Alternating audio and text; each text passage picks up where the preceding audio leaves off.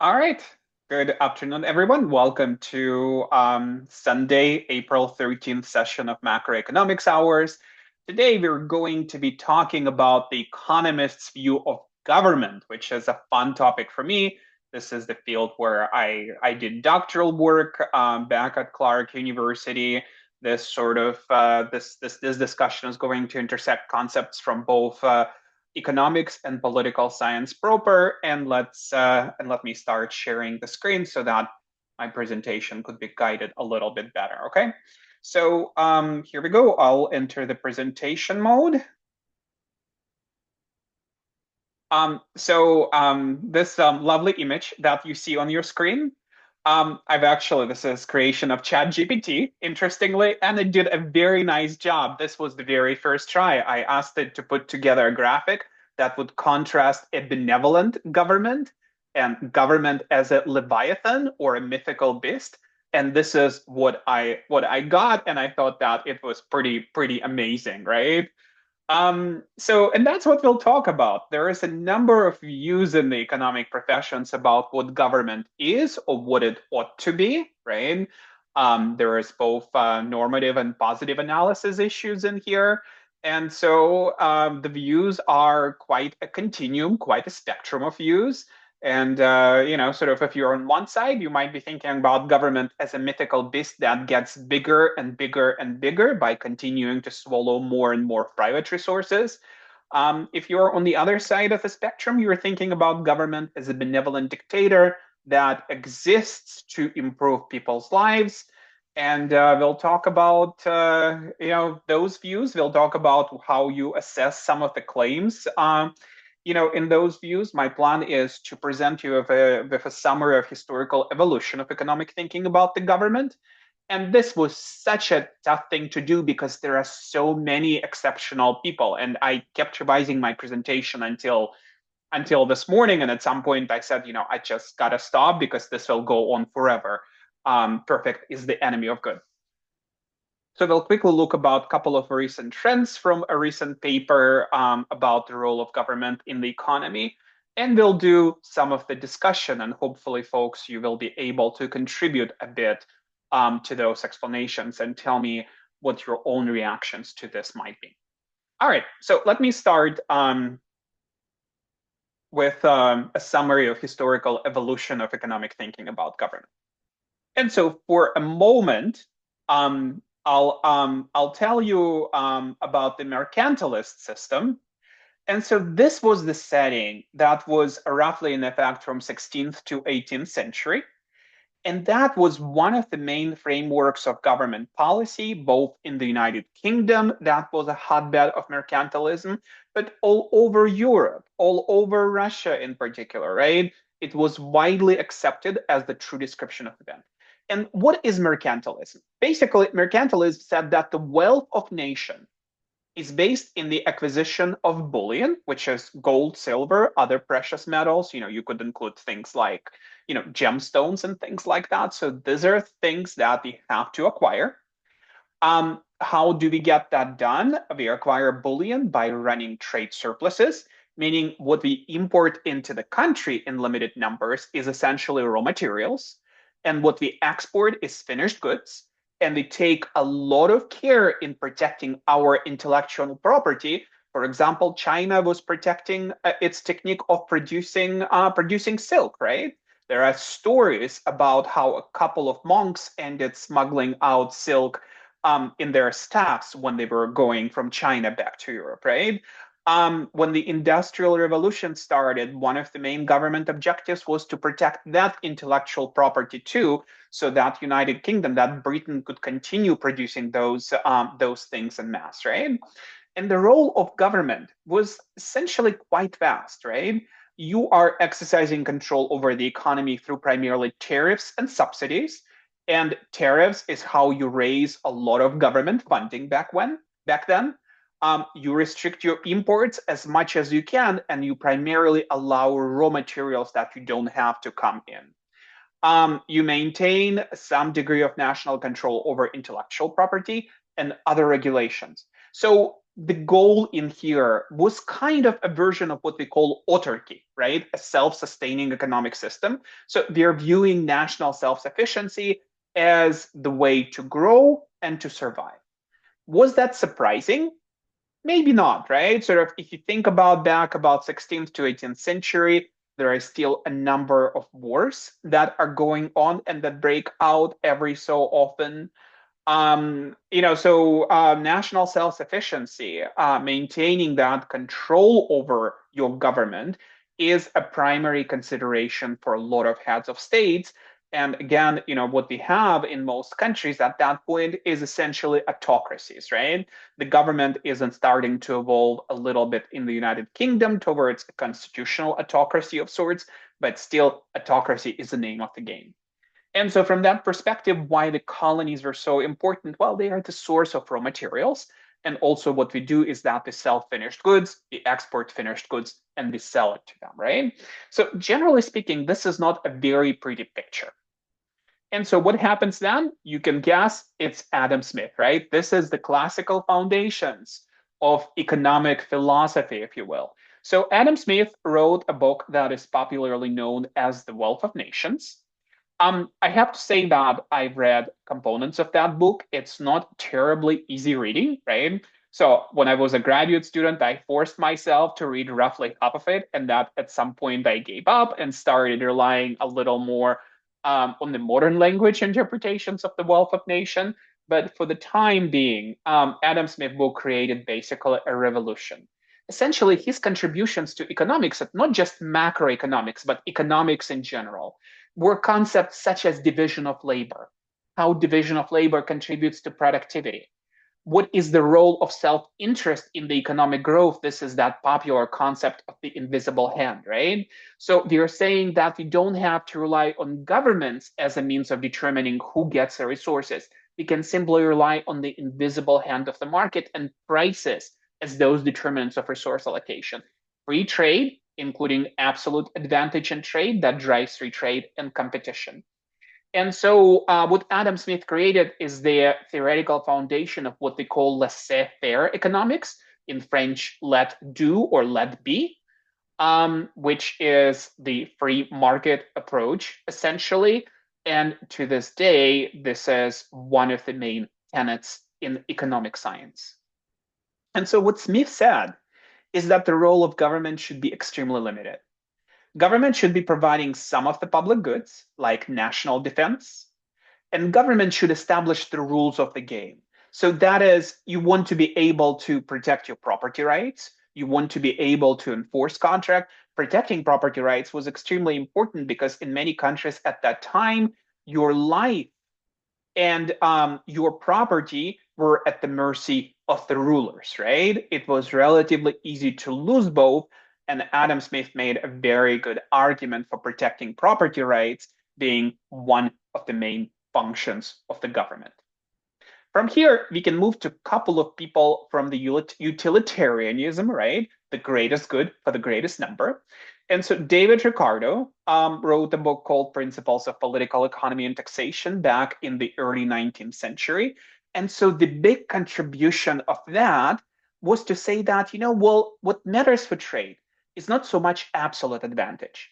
It's the comparative advantage that matters a lot more. If you have a country that is worse than other countries in producing all of the goods and services that it produces, and that's potentially a possibility, right? It still makes sense to trade with others because you need to concentrate on where you have relatively the highest productivity possible, and that gives additional rise to increasing that productivity for specialization. David Ricardo created a concept of the labor theory of value, which is basically saying that the main determinant of the value of a good or service is essentially labor that went into it. He was one of the people who recognized the idea of diminishing marginal returns, which we still talk about in microeconomics and the very introductory modules of the course. He created the concept known as the Ricardian rent theory, which was essentially an application of that law of diminishing marginal returns. The idea here is as population grows, basically the land that you have available for use, you already picked the lowest hanging fruit, right? So the land that is left is less fertile.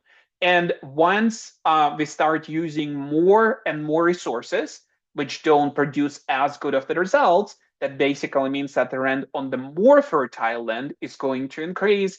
And David Ricardo's work essentially laid foundation for public finance or economics of the public sector as a field.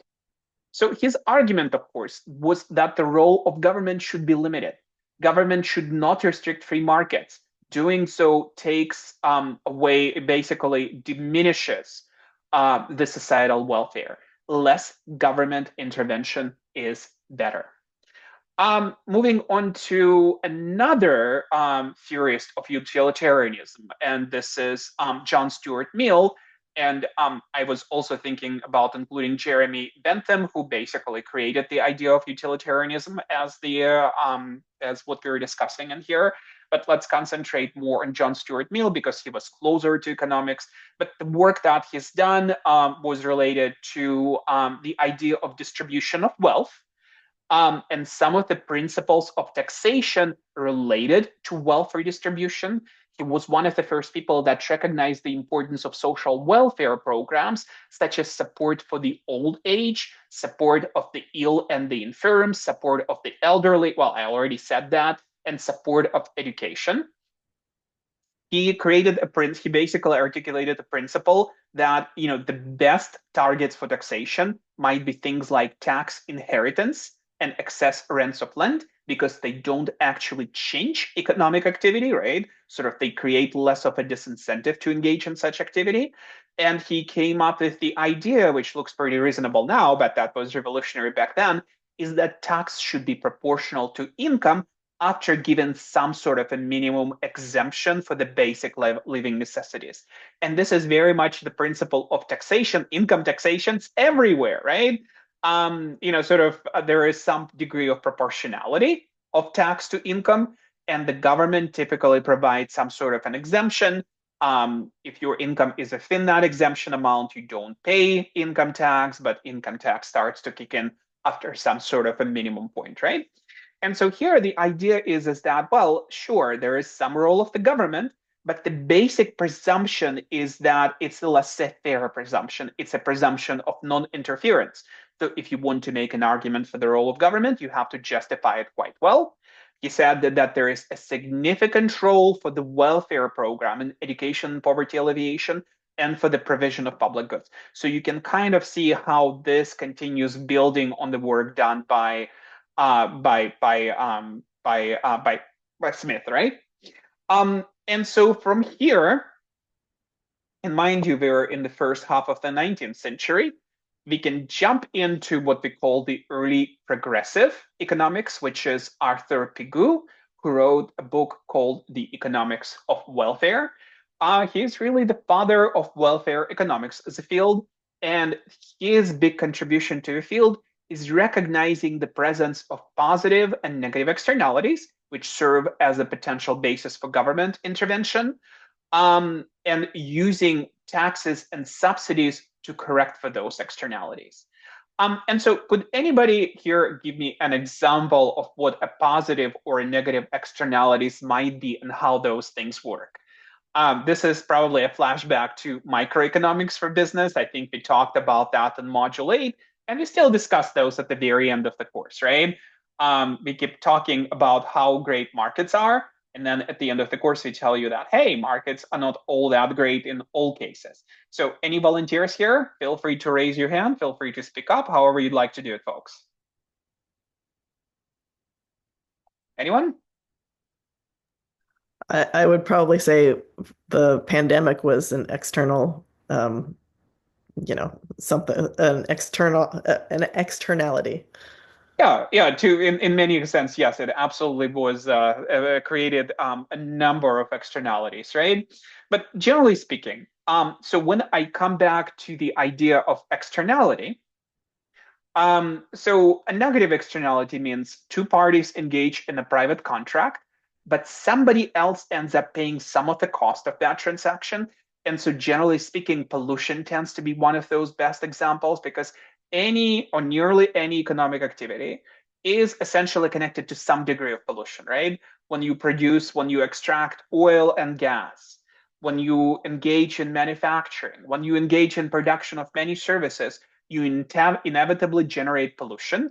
And that pollution has the potential to hurt somebody else, somebody who has no role whatsoever in your private transaction. And so when those things happen, markets essentially fail to produce the optimal level of production, right?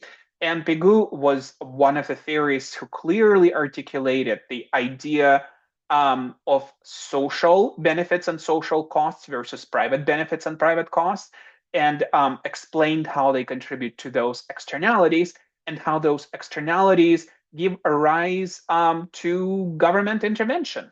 So if you have a negative externality present, what you do there is that you engage in taxation, and then you use the proceeds of taxes to correct that externality. And by doing so, you also give an incentive to internalize the externality to the producers. With things like higher education, because your decision to go to school has benefits for you, right? You go to school because you want to better yourself, you want to better the life of your family. But at the very same time, society benefits. Educated people commit less crimes. Educated people pay more in taxes. Educated people serve as a better example for others in their community, and they inspire others to do the same. And so those positive externalities means that markets typically produce too little of education. And if that's the case, then they need to engage in taxation and use the proceeds of those taxes as subsidies to make higher education more affordable. Whether or not that actually tends to be the case in the United States, I think that's kind of like open to interpretation. I think I could probably do a whole seminar on the role that some of the government assistance programs had in terms of higher education access and how many of them contributed to inflation in higher education costs compared to many other countries. But that's, sort of another time, right? And that's probably a little bit more of a microeconomic topic as well. But generally speaking, the idea here is that the role of government should be to correct those market failures. And in many ways, Arthur Pigou is often presented as kind of a person who propagated that idea of a government as a benevolent dictator, right?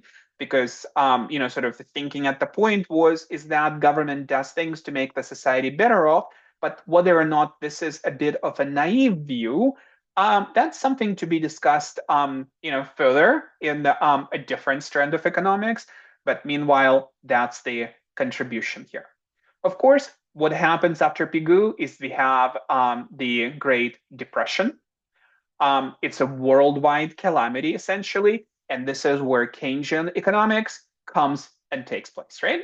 So John Maynard Keynes, or Lord John Maynard Keynes, wrote the book called The General Theory of Employment, Interest, and Money in 1936. Right at the top of the Great Depression, and this is something that revolutionized the field. And this was one of the strongest arguments possible for a greater involvement in government in political activity, right?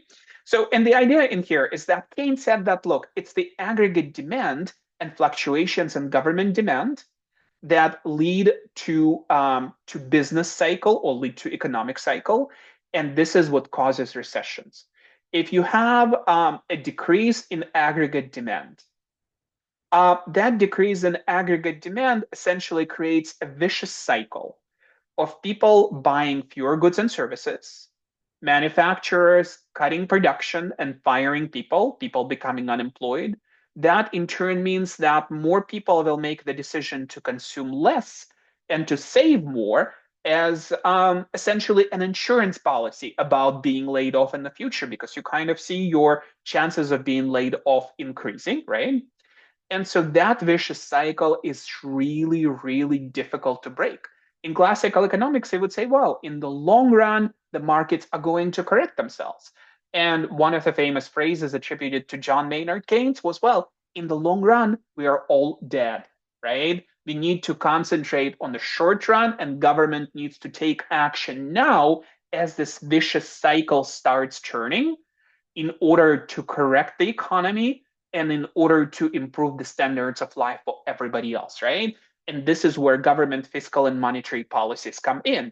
if you have a depression started, if you have a recession starting, what the government needs to do for the fiscal policy is essentially to spend more, to increase redistribution of income to people, to encourage them to spend more.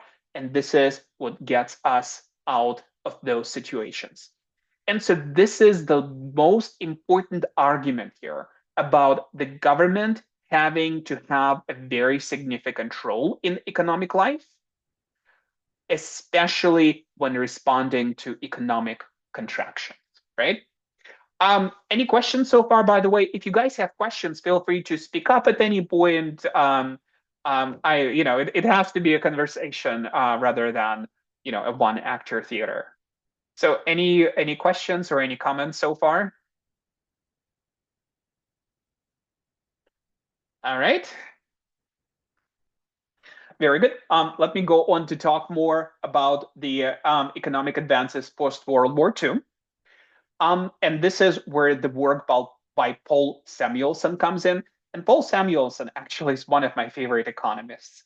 Not only was he an exceptional theoretician, but he was also the person who insisted on having empirical analysis confirm our economic theories.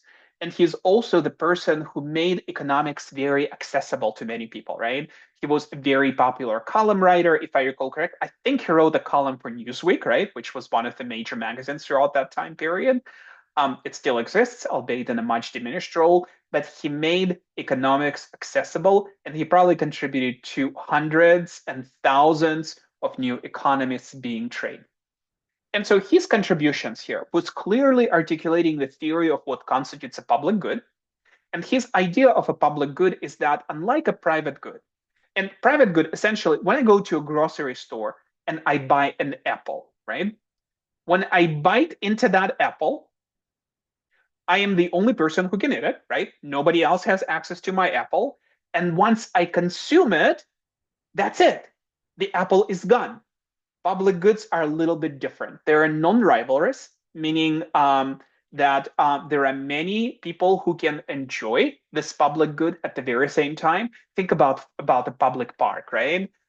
When I walk in the park, my presence there doesn't take away from enjoyment of others from doing the same, right? You can make a bit of an argument potentially that at some point congestion is going to kick in. And when you have congestion, then presence of another person actually does take away from the enjoyment of that part. But, hopefully the principle itself makes sense, right? There is no rivalry involved in the consumption of the public good. And also for public goods, another characteristic is that they're non-excludable. That is, it's very difficult or impossible or very expensive to exclude others from enjoying that public good, right? Because think about national defense. When the government engages in the provision of national defense, somebody who doesn't pay taxes still enjoys all of the benefits of that national defense as long as they are in the country, right? And so from that perspective, it's impossible to exclude that person from enjoying those benefits. I already said that he was very famous for the use of mathematical tools in economic theory, right? He also made significant argument about the importance of equity in public policy, and he popularized economics for national audience. Everett, go ahead. I can see that you have a question. Yes, thank you, Professor. My question, it's good to see you again after over a year. Wonderful to see you too. Yes. So my question in terms of enjoyment of public good, it could be subjective because if you go to the Jim Crow era, take for example the issue of a public park. If somebody feels that the presence of another person of another race takes away from their enjoyment, is that not how will you weigh that as a defense for segregation and discrimination in terms of if my enjoyment is influenced by somebody else's presence, is that the public good? Well, I mean, I wouldn't necessarily say that it was a terribly good argument, obviously, right? in some ways, it's sort of you're saying that the enjoyment is essentially diminished by the beliefs that you hold, right? So there is some Mm. possibility in here, but just sort of going through that general case, if you have more people enjoying the park, at some point congestion kicks in, right? So to me, a better example of limitations on that is potentially congestion.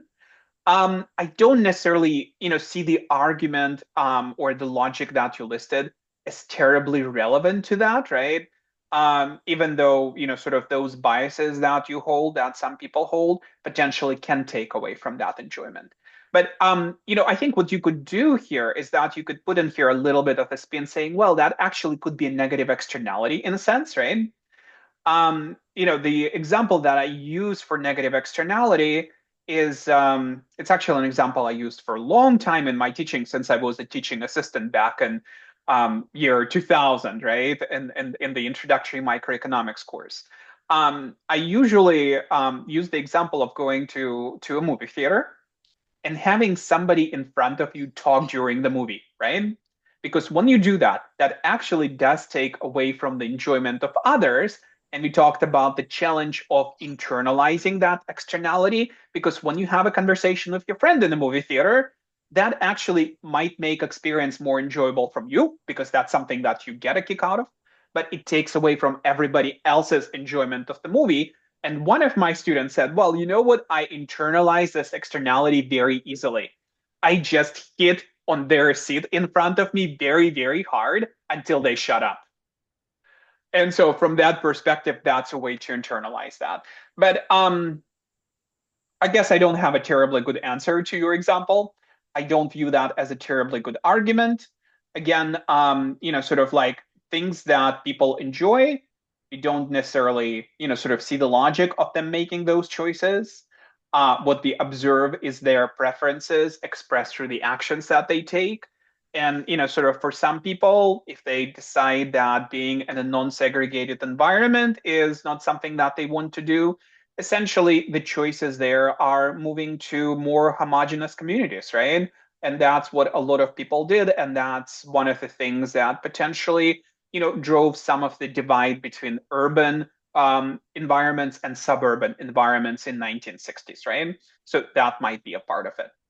Yeah, Oscar? that's Uh-huh. post 1960s. But prior to that, the government supported that definition of, oh, if the majority of a particular race feels uncomfortable sharing a public good with another race, then yes, we need to make that enjoyment legal for them and Yeah, exclude yeah. I others. mean, in some ways, it's I think it's much more about responding to the preferences of your electorate, right?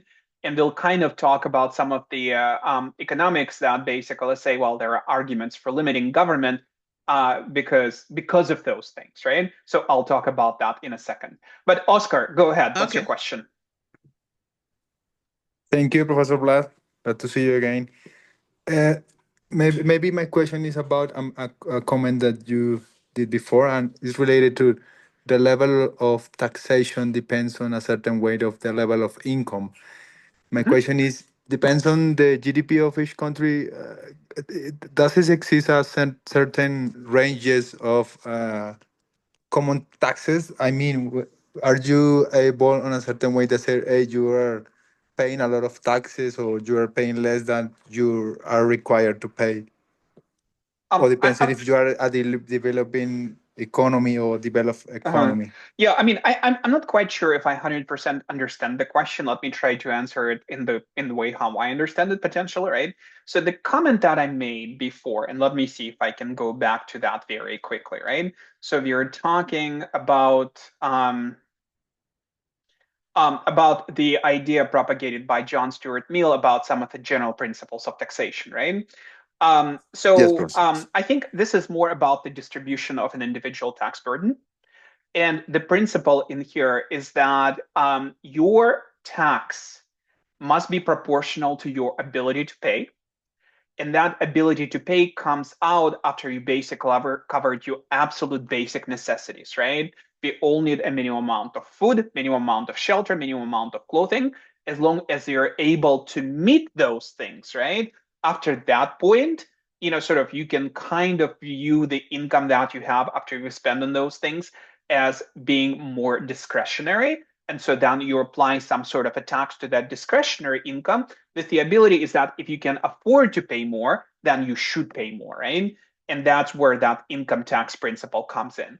But it certainly is a challenge for many countries because remember the distribution of tax burden, it's a decision that the government and the legislature has to make.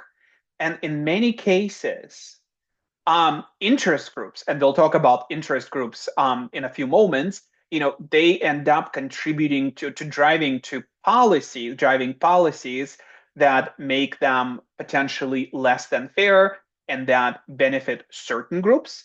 And by distribution, if one of the groups is paying for a smaller slice of the pie, then others have to pay for more, right? So that's a big issue in here, right? And that's very much a philosophical issue. This is more of a, how things ought to be, more of a normative issue rather than describing things how they are. Okay. Did I answer your question? Thank you, Did I Professor. get into something else? All right. Okay. Well, let me go back to talking about, and we were talking about Samuelson, right? And so essentially, the ideas for Samuelson. He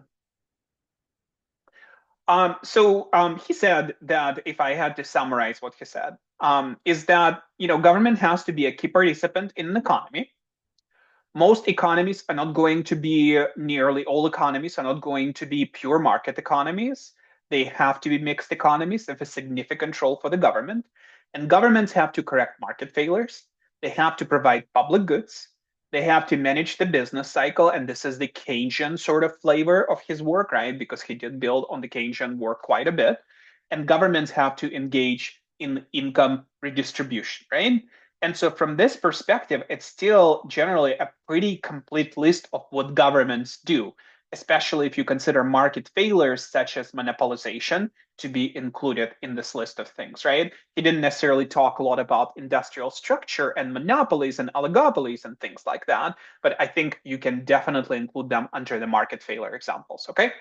So, Samuelson is a huge contributor to this idea of welfare economics, meaning that the state takes a significant role in terms of collecting taxes and redistributing some of them to maximize societal welfare.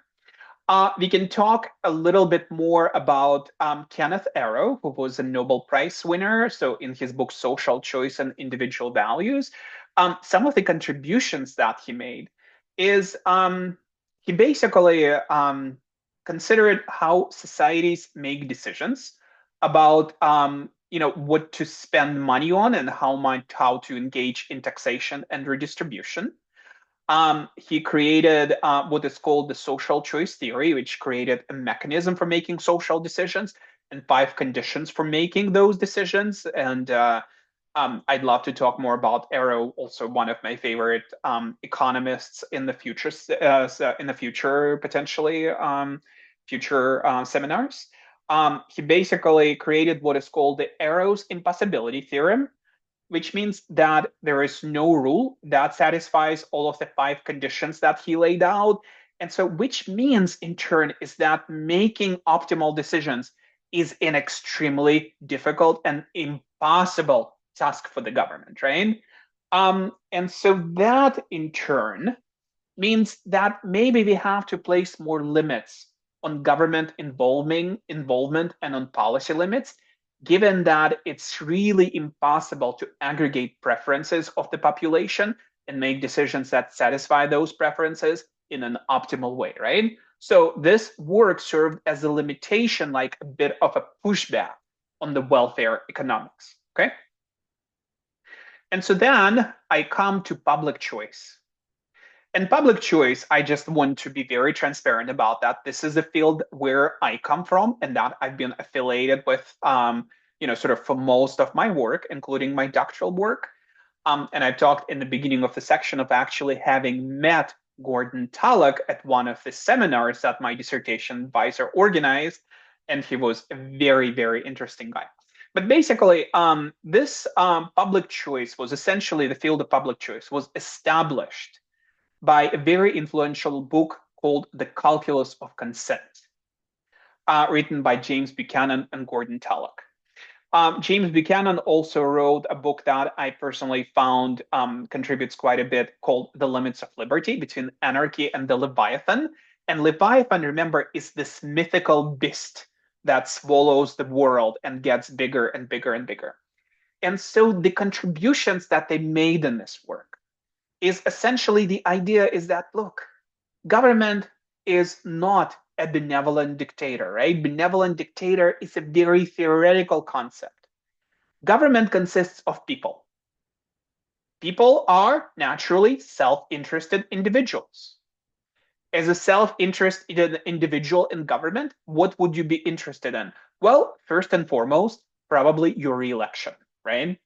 You want to figure out how to get reelected. You are potentially interested quite a bit in increasing your power.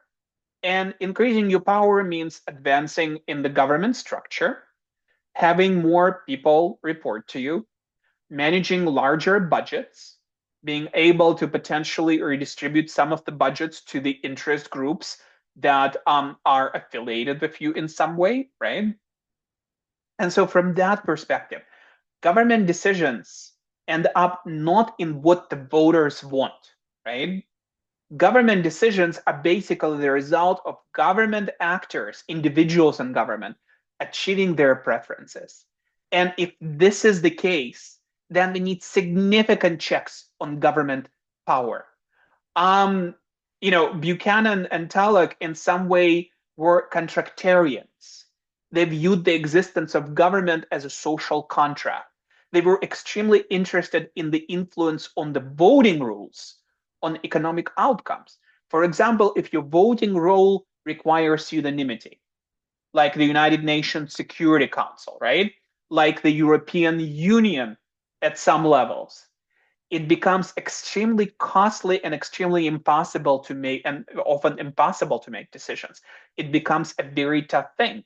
But if you're making your voting rules depend on majority, there is still some possibility of what we call the tyranny of the majority, where a large subgroup of people impose their preferences on everybody else, right?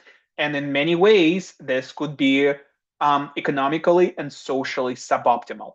So their work contributed quite a bit to our understanding of incentive design for government actors. And Buchanan and Tullock, in many ways, they're philosophers as well as economists. Actually, Gordon Tullock was a lawyer. He never got a PhD in economics, right? His degree was a JD, and I don't quite recall where he earned it. But he was a contractarian and a contrarian in many ways, right? Actually, one of the reasons why Buchanan got Nobel Prize and Tullock didn't is that Tullock generally tend to have very little respect for authority and was very contrarian in his conversations, right? Which I actually confirmed by having some conversations with him, right? He had very dry sense of wit, and he would say most shocking things with basic look of indifference on his face. He was a fun guy to talk to, not words. But that's essentially their contribution. And so from here, that means they're making an argument that the government role should be extremely limited. Governments lack efficiency. Governments, given enough time, will expand over time. Bigger government begets you even bigger government in the future. Good intentions will lead to bad outcome. This is our road to perdition, essentially. And so their work reignited our understanding of government. Their work essentially served as a good check on the Keynesian economic beliefs, right? And became widely accepted across the field. Another person who was influential in public choice was Mancur Olson, who talked about, he wrote a book called The Logic of Collective Action, Public Goods and the Theory of Groups. And one of the arguments that he made, he said, well, you know what? Governments don't necessarily are not necessarily the tyranny of the majority. They actually could be a tyranny of the minority. Think about small groups of concentrated agendas. For example, if you manufacture tires, right? And you're facing a lot of competition, say, from South Korea, in terms of tire pricing. They're able to produce tires cheaply, they get better quality goods out, and so on and so forth. So what do? You have a lot to lose, which means you're able and willing to invest a lot of your resources into lobbying the government to impose significant tariffs on the imports of tires from abroad. And this is actually what happened in the United States during the Obama administration. They imposed significant, very significant tariffs on a lot of South Korean goods, like tires, like washing machines, like drying machines, and things like that. And generally speaking, all of this is done under the guise of protecting domestic employment. But that domestic employment protection comes at an extremely high price because consumers end up paying a lot more. Now, we don't buy tires very often. We don't buy washing machines very often. It might be once every 10 years for washing machines, once every 3 or 4 years for tires. And so for us, paying extra $200 or $300 probably doesn't seem like a big deal. And we don't even realize that, the washing machine that they, paid $900 for, they could have actually bought it for $600 if those tariffs didn't exist. But nonetheless, this means that we don't have a very strong incentive to lobby against such poor economic actions, and that results in concentrated interests dominating public policy making, right? And this is a real concern in many fields, including pharmaceuticals, right? Pharma has invest significant amounts of their money on government lobbying. And so from here, this means that we have to limit the role of the government even more, given the distortion that both lobbying and grant-seeking behaviors have on economic activity. All right. And so with that, let me see how I'm doing the time. Oh my gosh, I'm at 45 minutes. I'm sorry, I'm talking a lot. And here we're coming to potentially the modern welfare economics. And this is the last economic theory I'll talk about. So this comes from Amartya Sen, who wrote a book called Development as Freedom, which created a bit of a revolution in the field. Essentially, what he said was freedom should be our key consideration. And he defined 5 types of freedom: political freedom, freedom of access to economic facilities, freedom of social opportunities like advancement on the social ladder, freedom of transparency of the government, seeing how decisions are made and being able to contribute to those decisions, and freedom of protective security. And so his argument is that we need to focus on people's capability, what they can do, and what they want to be, rather than on just GDP. His argument is that measuring economic growth in terms of GDP only is a significant limitation. And so we have to figure out alternative ways of measuring that. He made a very strong argument about poverty being an extreme deprivation of freedom through the limits on human capability. And he made a very impassioned argument about the importance of democracy in achieving those things, right? One of the examples that he used, for example, is that if you look at the incidence of famine, democracies have had none of those in the last X years, right? In the last, 50 years. But where mass starvation happened was in non-democratic societies. And so from that perspective, his argument is that the role of government was not necessarily concentrate so much on economic growth, but concentrate on the growth of freedoms, because they also give non-monetarily measurable elements, right? And so empowering people to live their lives according to their preferences, which could also be seen as a bit of a libertarian argument as well. All right. And so this concludes my summary of evolution of economic thought, right? And the different schools of thought on the existence of government. I am sure that I'm probably skipping quite a bit out here, no doubt about that. But there was a lot to include in relatively short period of time. And so just to help us make some sense of those numbers, I pulled a few tables from a recent article that was published in the Journal of Government and Economics, and I'm giving you the link to those. And so those numbers basically show you the ratio of general government expenditure to GDP. And what I want to do is, let me see if I can draw here. And so here, look at the worldwide averages. In 1870, which is 150 years ago, governments account for only 10% of economic activities on average, more in some countries, less in some other countries. If you look back to what happened, to what happened at the end of 2020s or 20, in the end of about 5 years ago, 6 years ago, right? This is where this data comes from.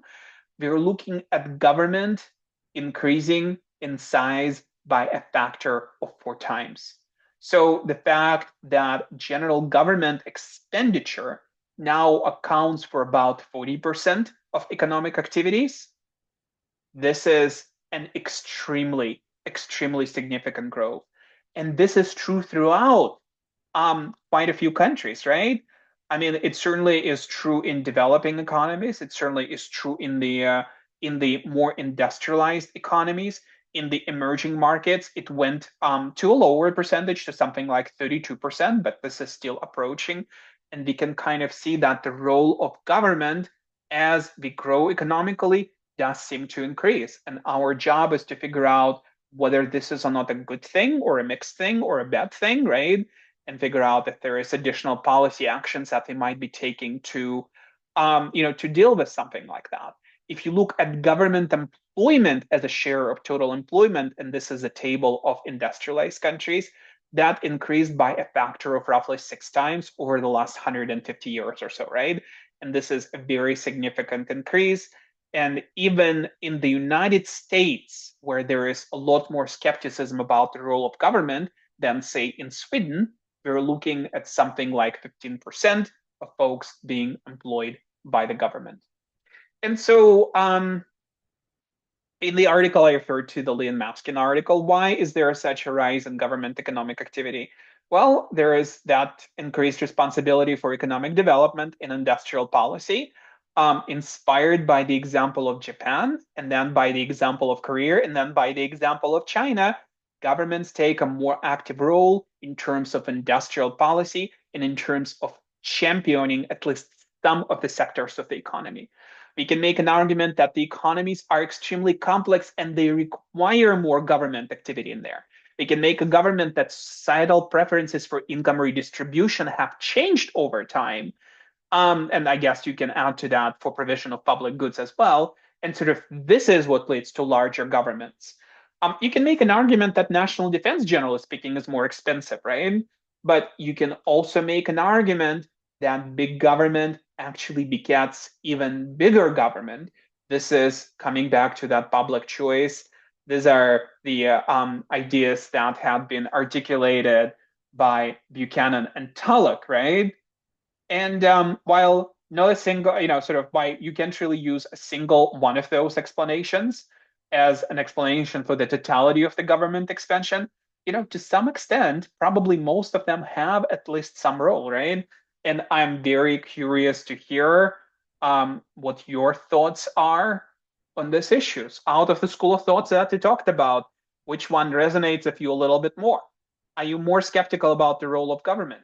In the current economic situation, or in the current political situation, rather, we are seeing what seems to be a concerted effort towards reducing the size of government, at least in some ways, right?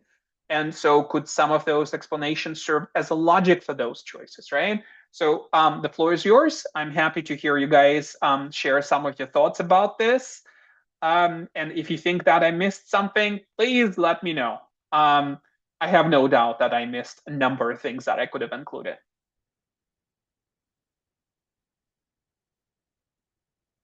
Go ahead. Okay. Well, so I will preface this by saying I've worked for the city level government, I've worked for the county level government, and I've worked for the federal government.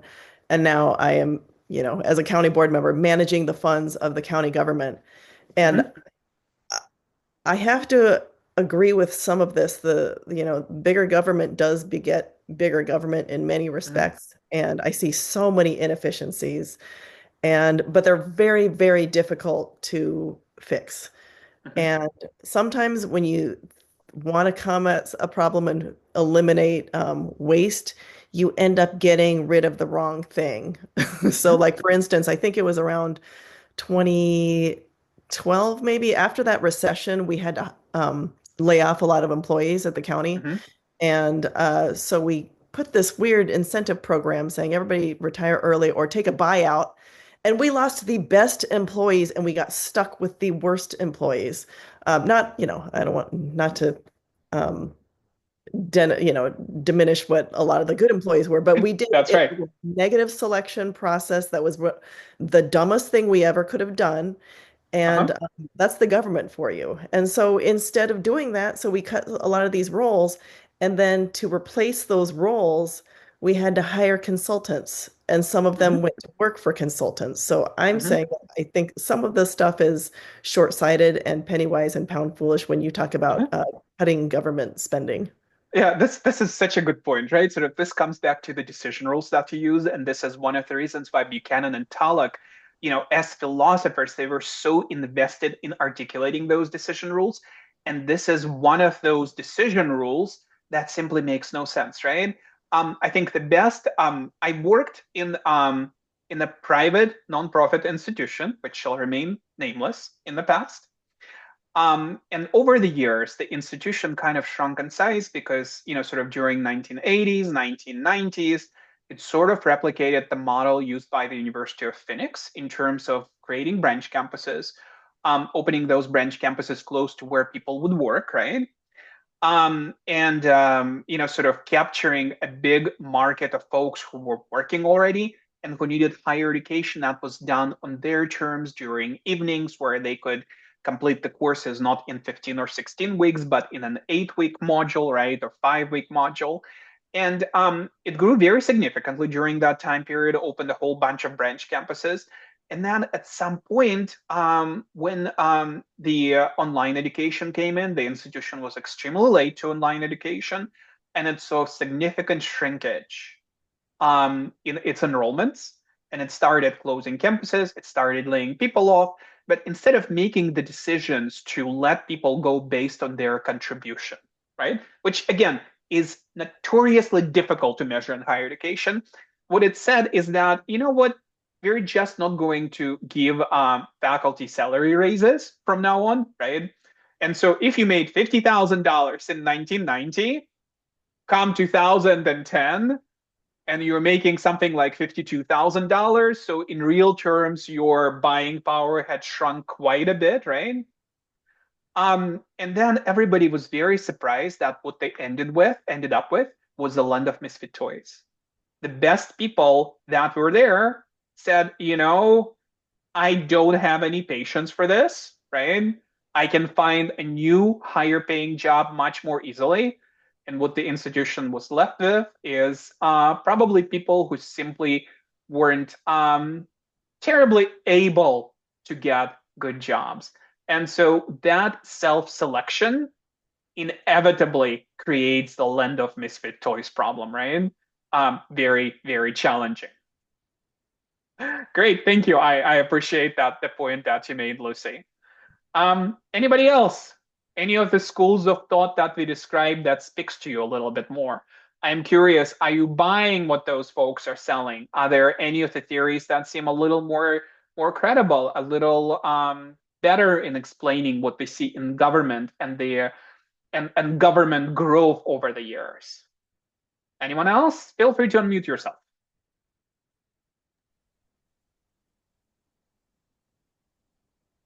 Go ahead, Allah.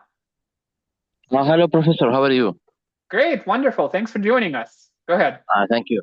I just want to ask about what is the negative impact? I know increasing the government expenditure is a good for the economy, okay? But is the flip side or the negative impact to be reliant more on the economy, on the government? What is the impact on negative impact on the increasing of government expenditures and being more dependent on the government, especially here in the GCC, they are trying to to be not independent more on the oil and gas, because these countries more rich in the depends on the governments, okay, and the resources like gas and oil. So the trend here is to be not too much reliant on the government and government expenditure. So I am wondering, what is the impact if the country is more dependent on the government expenditure? From my point of view, okay, I see this is positive for the economy itself. For example, increasing the economy government expenditure will lower the probability of default. For example, the government, the loans, the loans for the customers. Okay, so I don't know what is the negative impact Oh, I mean, of think about it this increasing. way. So you were talking about the pretty specific case, right? Because you have a country which is dependent on the essentially energy resources that it has, right? And so I Yeah, think sort of if you're talking about United Arab Emirates, for example, Arab Emirates made a very big push towards diversifying their economy. This is what Saudi Arabia is doing as well, right? This is the Vision 2030 idea, so that we don't want to be reliant on just the energy prices, but we want to develop a more balanced economy. And so from this perspective, if you don't have the benefit of that income coming on from your extraction of raw resources, increasing government spending does come with costs. And those costs are, first of all, when to pay for any government program, you would have to tax people who are making money, right? So if you want to spend more as a government, you either increase taxes or you have to borrow more, which means you still have to repay something like that in the future. And so increasing government size might lead to some efficiency initially, right? But at some point, that efficiency is going to get down. You're going to get into diminishing marginal returns where you can spend more, but the results that you're getting are not great, right? That return is not consistent throughout. And so from that perspective, this is a huge limitation. If you don't let private enterprises to flourish and to make decisions about how to use their resources, there is a very significant incentive for government employees to use their resources unwisely, right? So this is a good area for increased corruption, for increased graft, as the competition for those government resources intensifies, right? And we see that in a number of countries. We generally, get lower efficiency and lower economic growth if you grow your government too much, right? And I think this is the challenge here. We're trying to find what the optimal point is. And I think at this point, the argument made by the current administration in the United States is that we actually have a government that is too large and that needs to be constitutionally constrained. Again, that message is not necessarily a terribly consistent statement because we are seeing some cutbacks in the government, but we are seeing increases in other areas of government functioning. For example, I would imagine that the Department of Defense would actually have an increased budget, from what I understand, right? And so what we might say is that there is more of a redistribution from one interest group to another potentially. But at some point, if you increase the size of government, there is no question that it will impact economic growth through the government inefficiency that is associated with the deadweight loss of taxation, because every time you impose taxes, you lose some of the societal welfare, and that loss increases by the square of what you basically are, charging, right? Sort of if you increase initially taxes by $1, your deadweight loss might increase by $1 as well. If you increase it by $10, your deadweight loss will eventually increase by $100 or something like that, right? So from that perspective, that's very challenging. And then governments generally have significant limitations on their effectiveness because there is not a good mechanism to align effectiveness of the decisions with the resource allocation, right? It's simply not there. So I guess the sort of the bottom line is that there are some benefits to the government, initially, as you start spending more on government and you kind of address the lower hanging fruit, like you give some sort of a basic social network system, you spend some money on defense, you spend some money on the justice system, this money is initially extremely effective. But the more you spend, the lower the effectiveness of that spending becomes. Does this help? Does this make sense? Thank you. Yes, yes. Thank you so much. Thank you. All right, thanks. All right, folks, other thoughts, other comments?